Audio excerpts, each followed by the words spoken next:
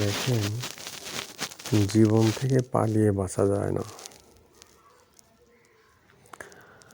আমার দীর্ঘদিনের পথ চলায়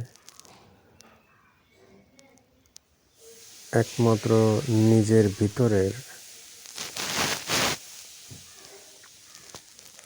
ইন্টারনাল পরিবর্তন ছাড়া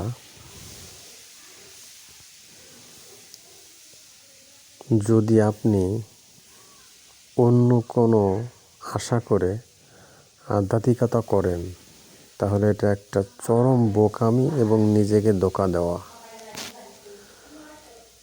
যেমন আপনি সুপার ন্যাচারাল পাওয়ার চাচ্ছেন,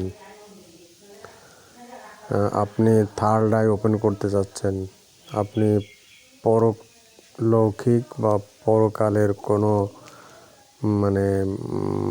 বড় ধরনের লাভ খুঁজে আধ্যাত্মিকতা করতে চাচ্ছেন।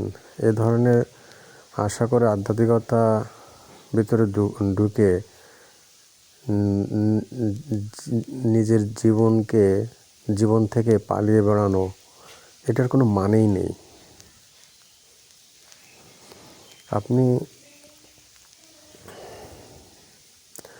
স্রেফ নিজের ইন্টারনাল পরিবর্তনের জন্য, সেই ইন্টারনাল পরিবর্তন কোনগুলো? আপনার রাগ, ক্ষোভ, ক্রোধ, ঈর্ষা, হিংসা, পরশ্রী কাতরতা, ইগো, অহংকার, এইগুলো পরিবর্তন করার জন্য যতটুক সাইকোলজিক্যাল এক্সারসাইজ, ফিজিক্যাল এক্সারসাইজ যেমন যোগ ব্যায়াম হতে পারে, psychological exercise, meditation, mindfulness practice, visiting in nature, visiting in hill, visiting in sea, এগুলো, এই ধরনের বিষয়গুলো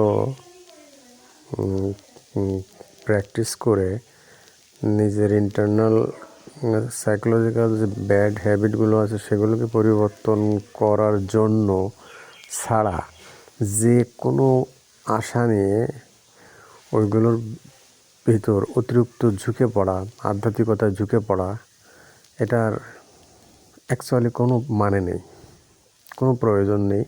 এটা স্রেফ জীবন থেকে পালিয়ে বেড়ানোর চেষ্টা মাত্র।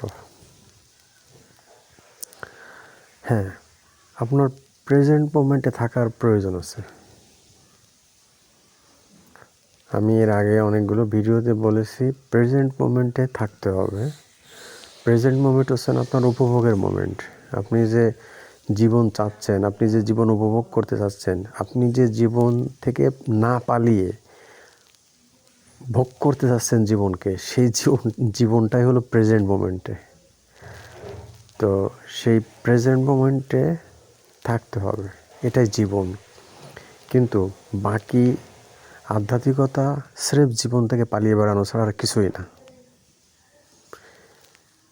মানে এই যে সন্ন্যাসী হওয়া, এই পীর অলিয়া হয়ে বিশাল কোনো ক্ষমতার লোভ বা ক্ষমতা অর্জনের চেষ্টা করা, সুপার ন্যাচারাল কোনো কিছু দেখানোর জন্য মানুষকে বা বোঝানোর জন্য আধ্যাত্মিকতা করা, এগুলো সংসার না করা, অর্থনৈতিক কর্মকাণ্ড না করা, আপনার লাইফ পার্টনার না থাকা, এই সবগুলো আছেন জীবন থেকে পালিয়ে বেড়ানোর চেষ্টা অথবা জীবনকে ফাঁকি দেওয়া।